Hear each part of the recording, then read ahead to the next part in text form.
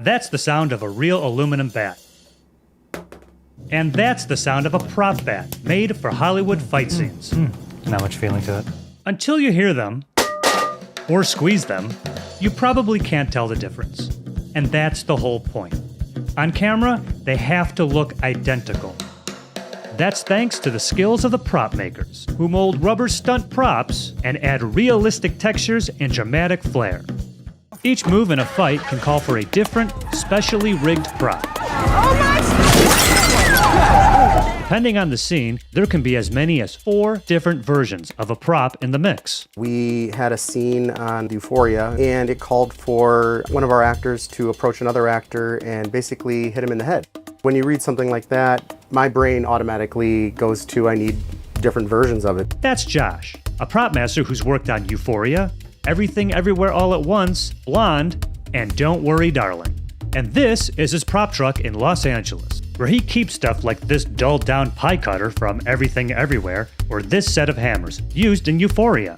Productions often use the real deal for close-ups or pickup shots, or for practical use. Like if we were gonna be using one of the hammers with a real nail, we'd want to use a real hammer. Then when the actor goes in to interact with the other characters in the film, and then that's when a stunt hammer would come into play. This has no weight to it. This is like, wow, this is like really light. Stunt props look indistinguishable from the real thing. This has just the same level of distress. See all those little nicks and bumps? Prop making houses, like ISS in LA, create molds to capture all those details. How intricate can a thing you mold be? We can pick up pretty much any detail. They add some structure by burying a super thin metal armature beneath the foam. So when actor is, I'm gonna get you, this isn't flopping around. So we have like basically 3 different densities. There are super soft foams, like the one we just saw, for when an actor's actually getting hit with the prop. A medium, which is used for like stunts, that like nobody's getting hit with it, but there's a possibility that somebody's gonna get hit with it. Sure. And then there's what this hammer was cast in. Oh man. The firmer rubber that Jack's pouring into the mold here. Just our standard firm rubber. So this was one of our test hammers that we did on Euphoria. Basically, we would put a bladder in here full of liquid, and then it would, whatever angle off camera, you wouldn't see it, and then as soon as it hit, you'd squeeze it, and then blood would come out. Smart. I feel like, and I'm just gonna like, all right, so this, I'd probably be annoyed if I was the actor getting hit in this on like take 7 or 8. I'd be like, I think we got it. If we were to use the blood that would come out of it, it's not an over and over kind of thing. This would be a complete reset of the actor. They'd have to get all the blood removed, all the hair redone. It'd probably get on their costume, on their skin. You'd have a lot of reset time. So it wouldn't be hit after hit. With that one, you know, you could do hit after hit, running into it. Ooh. Yeah, that one has some feeling to it. And now do the real one. Yeah.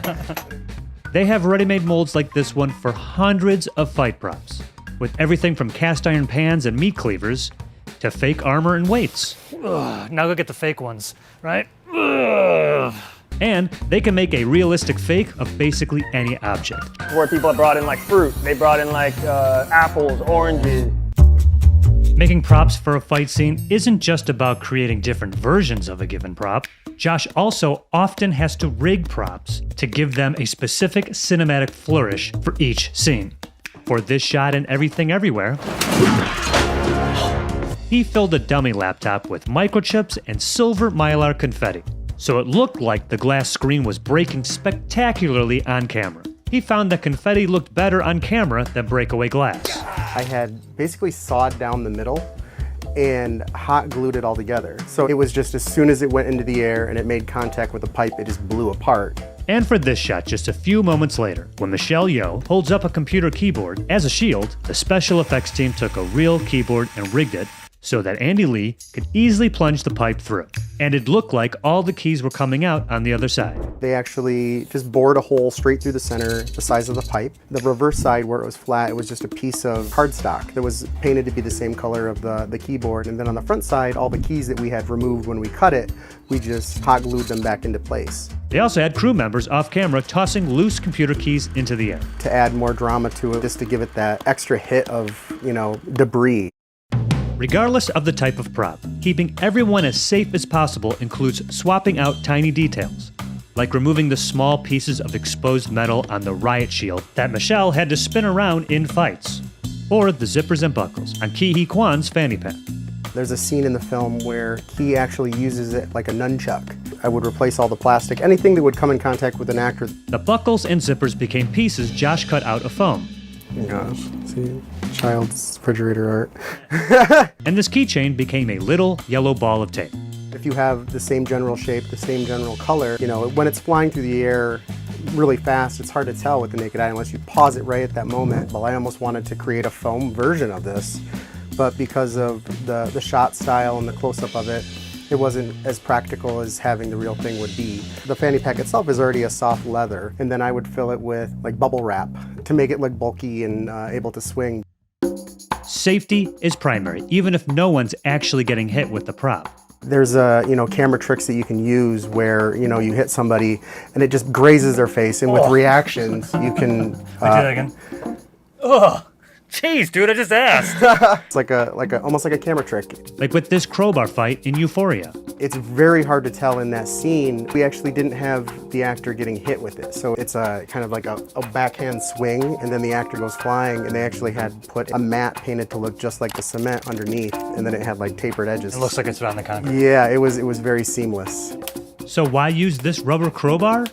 If the actor's swing is slightly off, or the person on the receiving end moves slightly and ends up making contact with the prop, it adds another layer of safeguarding. And it's not just weapons that need forethought.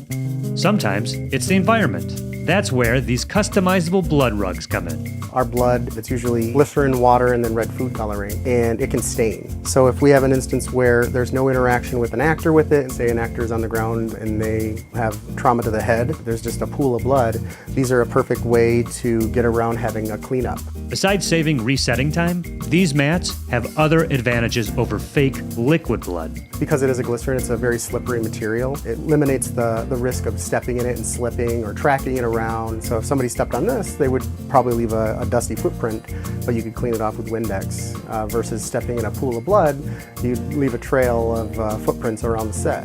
Victims of a fight may need to be faked as well. Stunt dummies, or action mannequins, one of ISS's most commonly rented props. There are two varieties: basic stunt dummies, which are stuffed with cloth limbs, and more realistic articulated dummies, made out of rubber or plastic. The first kind is floppier, while the second kind is posable and will sink or fall in a more human-like way. And it's all adjustable, so you can open up the torso, and then there's some bungees in there that are connected to all the limbs that you can adjust the tightness of. Oh, nice. Black is left leg, white's right leg. If you want the legs to be dislocated, you can dislocate them. No, I don't actually. It's really unsettling.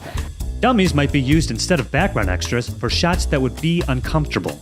If there's an aftermath of a war scene, so they have 50 people laying face down in the mud, they don't have to pay background artists to go in there. They dress these dudes and ladies in wardrobe. If they want weird dislocated parts or weird positions of the limbs, they can go in there, loosen up those little bolts, pull them tight to cinch it, and then all the joints stay in place. These can also stand for actors in scenes involving unsurvivable hits or stunts.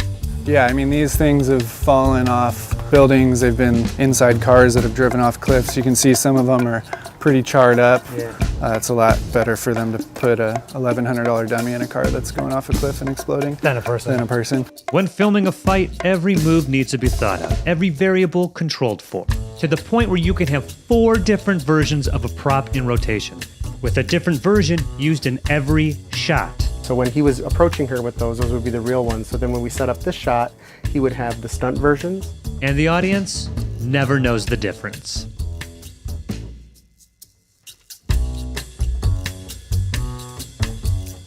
I mean, when you got this back, were you like, what did you do to my dummy?